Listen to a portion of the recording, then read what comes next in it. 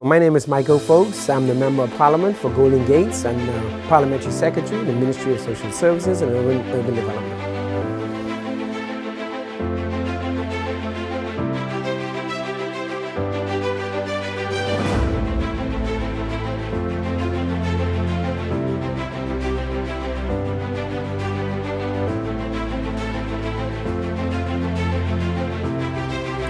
Why the FNM? I've always been involved politically in the party from my very early days. I remember the first political event. I remember going to the first national fair of the Free National Movement. We contested the first election in 1972, and we had a national fair that year. And I remember well going to that national fair. There was a parade that left the Dugard Shopping Plaza, and I remember being on the back of the Jeep, a young boy, yay, and grew up in the party over the years. Got involved, more involved in the torchbearers, became public relations officer for the Torchbearers Association, and been active in the party over the years. And so politically, prior to being elected, I was Secretary General of the party for almost 10 years. And prior to that, I was the Deputy Secretary General of the party for 4 years. And prior to that, I was Council Rep for Golden Gates, by the way. I was Council Rep for Golden Gates. And so, and I've run numerous campaigns in the party over the years, many campaigns. I've been campaign manager of and been involved in many over the years. And that's not just me, but I would say almost all of my family members, all of my brothers and sisters.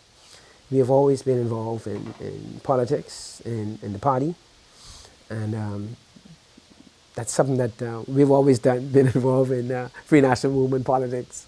Where do you see the Bahamas in 10 years? Wow, that's a very involved question, especially given COVID-19. We know the economy has really taken a hit over the last year or so. And so it is really difficult to say where we'd be in 10 years, but what I can say is that the Free National Movement government has really been on the forefront in building up this economy. As we know, the government has done a lot with small businesses and pushing small businesses through the SBDC. And as we know, just recently the Prime Minister was in Exuma, signing a contract for a new airport in Exuma. And there are other airports that are on the way, brand new airports from scratch. And so I think the future looks bright. Where exactly it will be, exactly what that future looks like precisely is difficult to say. But I can say that it does look bright. What more can be done to formally monetize the country's natural resources? Currently, as you might be aware, I am the chairman of the Natural Resources Select Committee, a committee that was appointed by the Honorable House of Assembly. And we have been actively meeting since last year. And we are looking at initially identifying the resources of the Bahamas. And beyond that, we'll be doing a lot of work. And we have been doing work on what exactly is the value and are the values of the natural resources. And so I don't want to preempt the work of the committee, but we will be having a lot to say in terms of recommendations to the government about the natural resources of the Bahamas. And that includes all of our islands, all of the resources. Year after year, we've seen a steady rise in the number of young Bahamians attending colleges and universities around the world. How does the government assure that these persons have the opportunity to properly contribute to and succeed in society post-studies? You know, this has been a vexing issue for the country for quite some time, this idea of brain drain. And we have persons who qualify themselves, who get tertiary education, and then we find that opportunities are not as available as they would like or have regard to the skills and the academics they've acquired. And so, and likewise, I should say, there are others as well not only those with tertiary education, but you have persons in the professions, persons in the trade, persons in vocation and technical as well. So as we grow as a country, we do have a challenge with so many of our people acquiring so many skill sets that we do have to find a way to really expand the economy and create opportunities. The real question is about the expansion of the economy, and that is really what we need to do, and that's one thing the FNM government has been doing, expanding the economy. We talked earlier a moment ago with the new airports, how we're going to open up Exuma and create a lot of opportunities in aviation and tourism. We're talking about agriculture and all of these areas. As a matter of fact, communications. You know, the Free National Movement opened the airwaves. But prior to us opening the airwaves, what you had was ZNS, TV, and ZNS radio. You had nothing. Today, what do you have? You have over 4 television stations today. You have numerous private radio stations. And what that has done is created a communications industry. And a lot of persons who did communications degrees previously, they had nowhere to put those skills to work. You have corporate communications as well, and corporate PR and publicity. And so as the economy expands and you have these bigger companies, they have need for corporate type persons in communications. And so it's all about the expansion of the economy, and the FNM is committed, and we're doing that now. We know that you've made it a point to patronize small businesses throughout Golden Gates. What ways can we strengthen our national economy? We all know empirically, or we know from studies, that the major area where the economy grows in terms of employment, it grows with small to medium-sized businesses. And so the SBDC, the Small Business Development Center, that was created by the Free National Movement. It's something we never had previously, and it's similar to the SBA in the United States, the Small Business Administration, and they've had that for decades and decades. This Free National Movement has created the SBDC to do the very same thing. And just during COVID, over the last year and about 2 months now, they've funded about 600 new businesses, small businesses. And that is really the thrust, to help small businesses. And it's not only funding, it is critical as part of the Access Accelerator program to also get the technical experience and the know-how, so that you just don't get the funding and you really don't have the skills to really market and manage your business properly and to manage your finances properly. And so the SBDC, they don't only just help you with funding, they also help you with how to run a business, how to start a business. And that's what this Free National Movement government is doing. Now, we know prior to SBDC, there was the Bahamas Venture Fund, and there was, and still is, the Bahamas Development Bank. But the Free National Movement focused in on small businesses and created the SBDC and the Access Accelerator. And it is doing well, and it's having a lot of positive impact with a lot of young people in particular, particularly young men and young women who want to get into business. And we believe that that is truly the way for the future.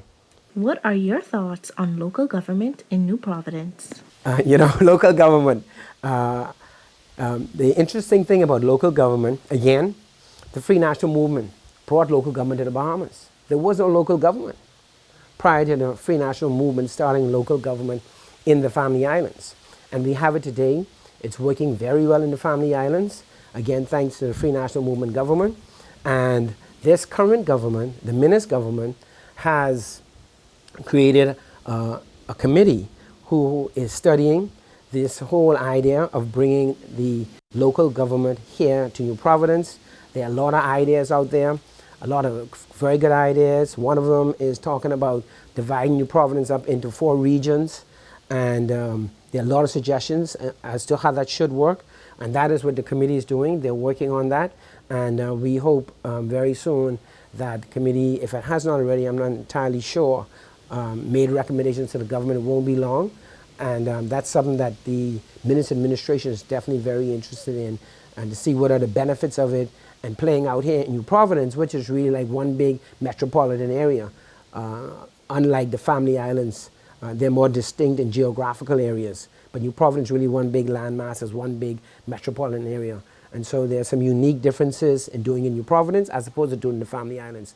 But we are very encouraged that progress will be made on the front.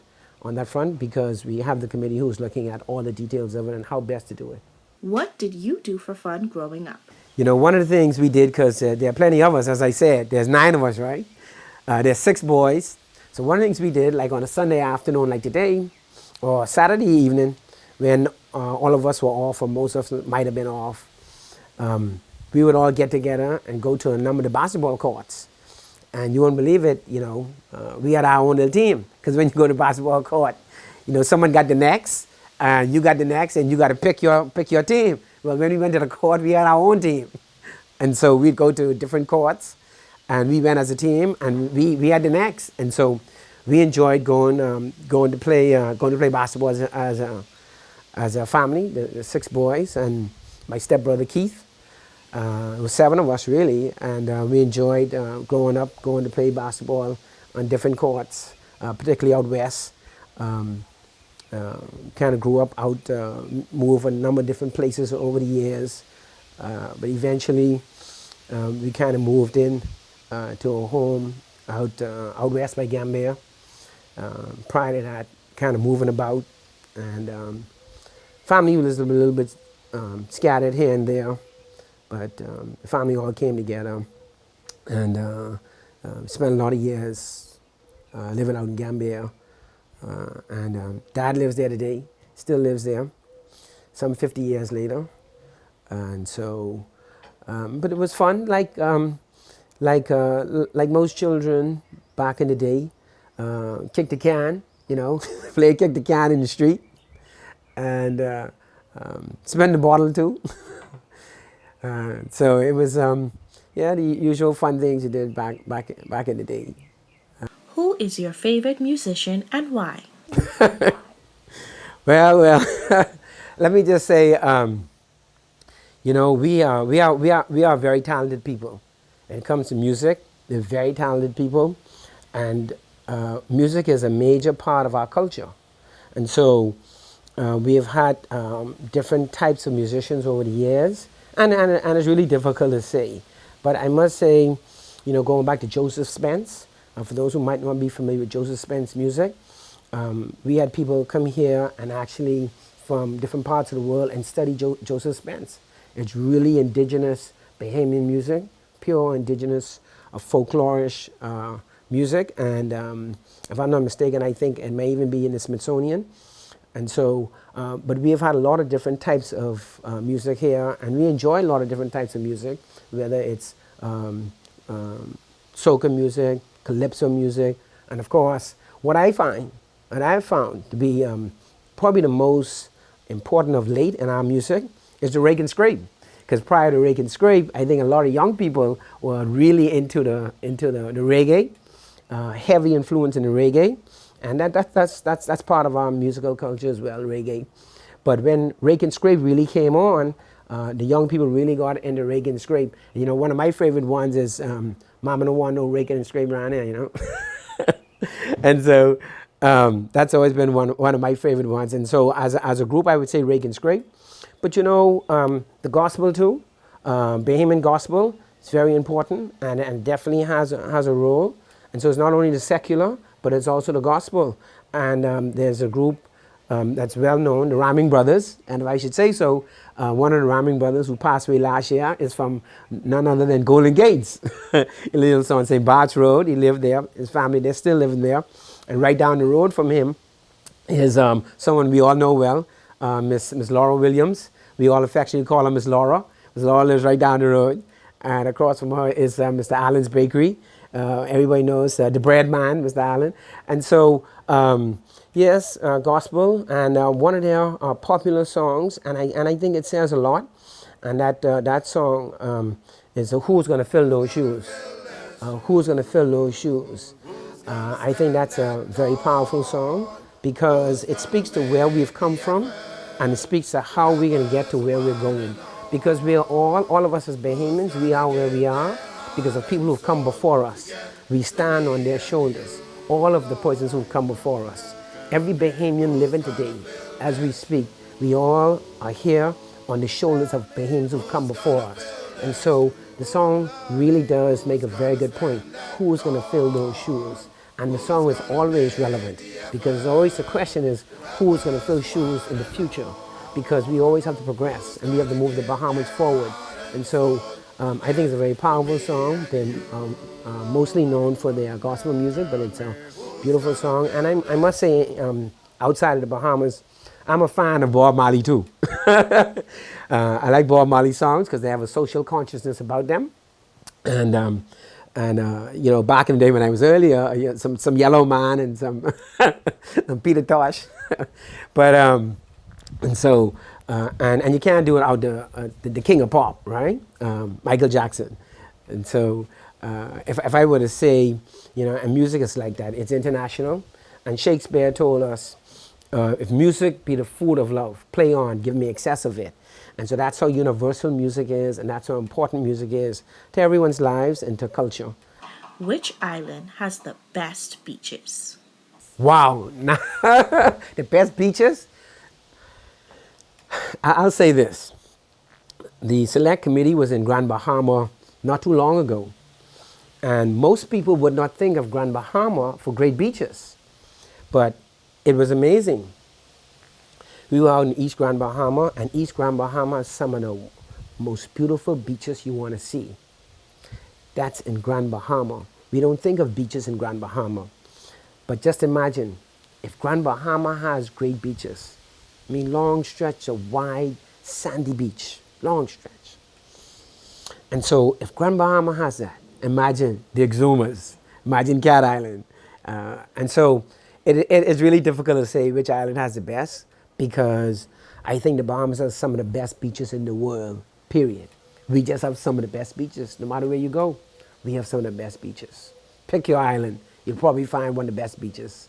Who would you consider to be the most influential person in your life? That's an easy one. There's no question that my father, Sir Arthur Foulkes, is the most influential person in my life. Myself and all of his children, we were always very involved in politics. Because of his involvement in politics, when most of us were born, he was into politics heavily about the future of this country and making things better, especially for black Bahamians, but for all Bahamians too. And that's been his life's journey, and I think all of us have been moved by that.